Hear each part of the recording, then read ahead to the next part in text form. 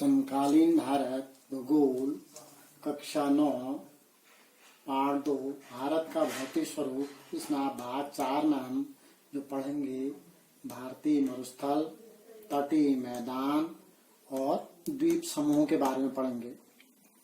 तो बच्चों, सबसे पहले हम भारतीय मरुस्थल की बात करते हैं। आप जानते हैं एक मरुस्थल हमारे देश में प्रसिद्ध है थार का मरुस्थल नाम से।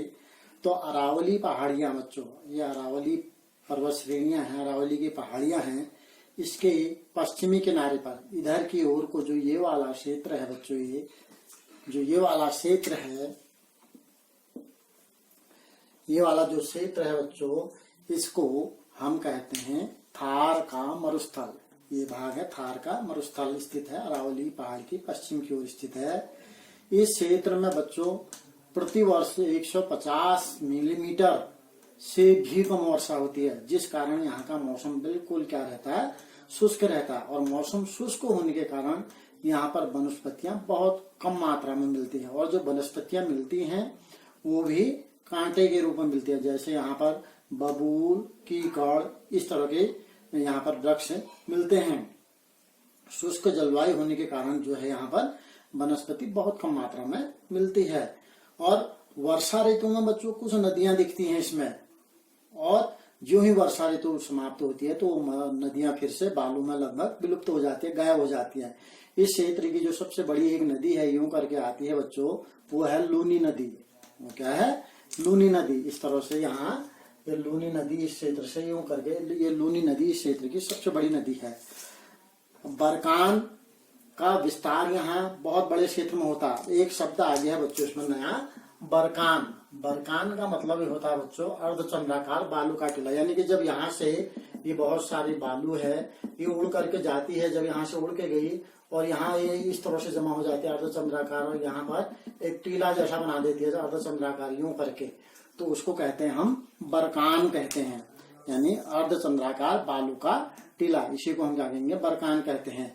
और ये बरकान जो है बच्चों, इस थार के मरुस्थल यानी कि राजस्थान जो हमारा राज्य, इसमें ही थार का मरुस्थल है। जैसलमेर क्षेत्र में समूह के रूप में बहुत सारे देखे जा सकते हैं। क्या? बरकान, यानी कि बालू के टीले अर्धचंद्राकार रूप में जो होते हैं। तो इस तरह से हमारे अरावली पर्वत श्रेणी के पश्चिम में जो है थार का मरुस्थल है, और ये राजस्थान राज्य में स्थित है। उसके बाद आ जाते हैं तटीय मैदान। तटीय माने किनारा, तट माने किनारे, किनारे का जो मैदान है बच्चों हमारा, देखिए तटीय मैदान का विस्तार जो है, ये हमने कल पठार का, इससे पहले वाले में पठार के बारे में पढ़ा था। दक्कन का पठार जो है, इसके पूर्वी यानी कि ये जो पठारी क्षेत्र है, इसके पूर्व में यहाँ ये जो वाला ये पूर्वी घाट और पश्चिमी घाट, यानी कि ये अरब सागर के बिल्कुल समानांतर, देखिए यहाँ ये पश्चिमी, ये तटीय मैदान है। और यहाँ आप यहाँ देखेंगे बंगाल की खाड़ी के, ये जो है पूर्वी मैदान है। ये दोनों तरफ बंगाल की खाड़ी और अरब सागर के वो दोनों फैले हुए हैं।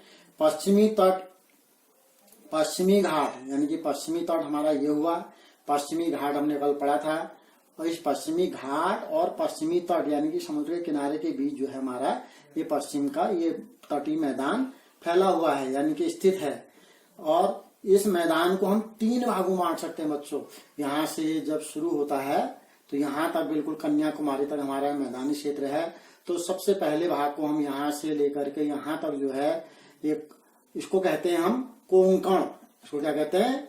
कोंकण। मुंबई से लेकर के गोवा तक के बीच का भाग ये कोंकण भाग कहलाता है। यहाँ पर लिखा मैंने, कोंकण भाग कहलाता है। और गोवा से न्यू मंगलौर के बीच, यानी कि कर्नाटक राज्य में न्यू मंगलौर के बीच का भाग कहलाता है कन्नड़। और तीसरा भाग जो है बच्चों, ये न्यू मंगलौर से लेकर के यहाँ केरल तक का भाग कहलाता है मालाबार तक। तो इस तरह से जो हम इस मैदानी क्षेत्र को जो 3 भागों में बांटते हैं, उत्तर का भाग क्या है, कहा हमने, जो सबसे उत्तर है ये कोंकण, फिर बीच का भाग, मध्य भाग कन्नड़, और तीसरा सबसे नीचे वाला क्या है, मालाबार तट, जो केरल तक है। इस मैदान के उत्तरी भाग में आप पूर्वी मैदान की ओर जाते हैं। इस मैदान के पूर्वी भाग को हम कहते हैं उत्तरी सरकार। जैसे यहाँ 3 भाग बांटा था, यहाँ 2 भाग बांटा है, इसको कहते हैं हम उत्तरी सरकार। और जब नीचे दक्षिण की ओर आते हैं तो इसको कहते हैं हम कोरोमंडल तट, यानी कि कोरोमंडल तट कहेंगे इसको। किस भाग को? पूर्वी तटीय क्षेत्र को कहेंगे। हाँ, ठीक, इस जो है दक्षिण की बड़ी नदियां, जितनी बड़ी नदियां हैं बच्चों दक्षिण में बहने वाली, दक्षिणी क्षेत्र में यहाँ महानदी है, देखिए ये गोदावरी नदी है, ये आपका कृष्णा नदी है, ये कावेरी नदी है। ये पश्चिम से पूर्व की ओर जब बंगाल की खाड़ी में गिरती हैं तो ये बहुत बड़ा क्या बनाती हैं, डेल्टा बनाती हैं। तो इस मैदान में क्या बनाती हैं, डेल्टा। अब डेल्टा क्या है, एक शब्द नया आ गया। देखिए बच्चों, जब नदी यूं करके बह रही है और समतल में जब मैदानी क्षेत्र में आती है तो ये कई धाराओं में ऐसे बढ़ जाती है, ऐसे करके वितरिकाएं कहते हैं इनको, इन धाराओं में बढ़ जाती है। तो इन धाराओं के बीच के भाग को ही हम क्या कहते हैं, डेल्टा कहते हैं। तो इस तरह से ये जो दक्षिण भारत की जितनी नदियां हैं ये जब बंगाल की खाड़ी में गिरने से पहले क्या बना देती हैं, डेल्टा का निर्माण करती हैं। पूर्वी तट पर, इसी पूर्वी तट पर ये महानदी के डेल्टा के दक्षिण में, ये महानदी है, इसका यहाँ डेल्टा बना, इसके दक्षिण में जो है एक क्या है, चिल्का झील है, जो ये उड़ीसा राज्य में स्थित है और खारे पानी की झील है, भारत की सबसे बड़ी खारे पानी की झील है। तो इस तरह से बच्चों ये हमारा क्या हो गया, तटीय मैदान के बारे में हो गया। अब आ गया द्वीप समूह। देखिए हमारे देश के 2 द्वीप समूह हैं। एक अगर बंगाल की खाड़ी में कहें तो यहाँ अंडमान निकोबार द्वीप समूह है, और यहाँ अरब सागर में कहेंगे तो अरब सागर में क्या है, लक्षद्वीप समूह है। ये भारत में और ये मालाबार तट के समीप स्थित है लक्षद्वीप। द्वीपों, यह जो लक्षद्वीप है बच्चों, यह प्रवाल द्वीपों से बना है। अब प्रवाल क्या होता है, यानी कि छोटे छोटे सूक्ष्म जीवों के ढांचों से, जब वो जीव अल्पजीवी होते हैं, बहुत जल्दी जल्दी मर जाते हैं, उनका जब ढेर लग जाता है तो इससे उन्हीं को हम प्रवाल द्वीप कहते हैं। यानी कि उनके अवशेषों जो द्वीप का निर्माण हुआ है उसी को हम प्रवाल द्वीप कहते हैं। लक्षद्वीप का निर्माण इन्हीं के कारण हुआ, इन्हीं जीवों के ढांचों से जो अवशेष बचे हैं, खोल बचे हैं, उनसे इनका निर्माण हुआ है। और 1973 से पहले बच्चों इसको लक्षद्वीप नहीं माना जाता था। इसको अलग अलग, इसमें छोटे छोटे द्वीप समूह हैं, कई द्वीपों को मिलकर बना है, तो इनको अलग अलग लक्का द्वीप, मिनिकॉय द्वीप या एमीन द्वीप, अलग अलग नामों से इनको अलग अलग नामों से जाना जाता था। लेकिन 1973 के बाद इसको लक्षद्वीप के समूह के नाम से जाने लगा। और इसका क्षेत्रफल बच्चों ये 32 वर्ग किलोमीटर है। किसका, लक्षद्वीप का। हम कहाँ है, अरब सागर में स्थित है। और इसकी जो प्रशासनिक मुख्यालय है लक्षद्वीप का, वो है कावारत्ती। इसका प्रशासनिक मुख्यालय कहाँ है, कावारत्ती है। और इसी में एक पिटली द्वीप है, इसी पिटली द्वीप है जो लक्षद्वीप समूह, इसमें एक पिटली द्वीप है। वहाँ एक क्या है, पक्षी अभयारण्य है, और वहाँ मानव निवास नहीं करता, यानी कि मानव विहीन है। तो यहाँ एक पक्षी अभयारण्य बनाया गया, उसका नाम क्या है हमने, पिटली द्वीप। उसके बाद हम आते हैं बंगाल की खाड़ी में। हमने कहा अंडमान निकोबार, ये 2 हैं। उत्तर की ओर को अंडमान है और दक्षिण की ओर को क्या है, निकोबार द्वीप समूह है। इन द्वीप समूह में पादप जंतुओं की विविधता है। इन द्वीप समूह में बहुत सारे पादप और जीव जंतु, पादप ने वनस्पति और जीव जंतु की बहुत सारी विभिन्नता है, बहुत से प्रकार के मिलते हैं। यह द्वीप जो है बच्चों विश्ववृत्त माने 0 डिग्री अक्षांश रेखा जिसको हमने कहा था, या भूमध्य रेखा जिसको कहा था, इसके नीचे, क्योंकि यहाँ 8 डिग्री 4 मिनट हमारा जो सबसे दक्षिणी बिंदु है, तो यही इंदिरा पॉइंट भी था।